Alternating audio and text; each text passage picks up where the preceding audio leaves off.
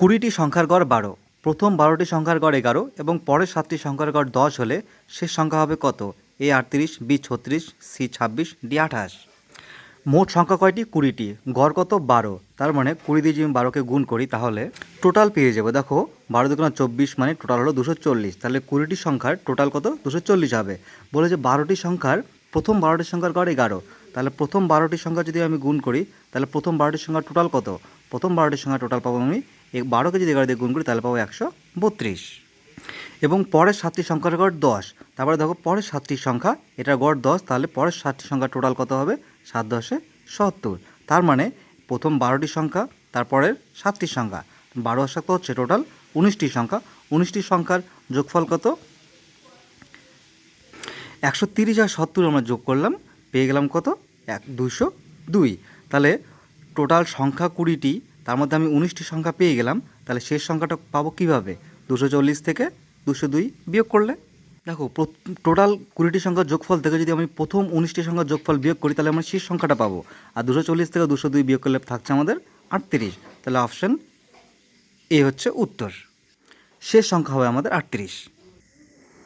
দুটি সংখ্যার গুণফল ১৫৭৫ এবং ভাগফল ৯/৭। সংখ্যা দুটি কী কী? একটি সংখ্যাকে আমি এক্স ধরতে পারি, অপর সংখ্যাকে আমি ওয়াই ধরতে পারি। তাহলে এক্স এবং ওয়াই এই সংখ্যা দুটির গুণফল কত হবে? ১৫৭৫। তারপর বলেছে তাদের ভাগফল কত? ভাগফল হচ্ছে ৯/৭। তাহলে এক্স বাই ওয়াই কত হবে? ৯/৭। একটা জিনিস দেখো, এক্স ইন্টু ওয়াইয়ের সঙ্গে যদি আমি এক্স বাই ওয়াইয়ের গুণফল করি তাহলে এটার যা গুণফল হবে এটার সঙ্গে এটা গুণ করলে তাই গুণফল আসবে। তাহলে x into y into x by y equal ১৫৭৫ into ৯/৭। এবার দেখো ওয়াই কাটা, আর ৭ দিয়ে যদি আমি ১৫৭৫কে কাটি তাহলে আসবে ২২৫। তাহলে এক্স স্কোয়ার ইকুয়াল কত থাকলো? ২২৫ ইন্টু ৯। এবার দেখো আমি এক্সের স্কোয়ার উঠাই দেবো। তাহলে এক্সের যদি স্কোয়ার উঠে দিই তাহলে এদিকে কি রুট হবে, আর রুট হলে কি হবে? এক্স ইকুয়াল কী হবে? ২২৫-এর বর্গমূল কত? ১৫ বের হবে, ইন্টু ৯-এর বর্গমূল কত? ৩ বের হবে।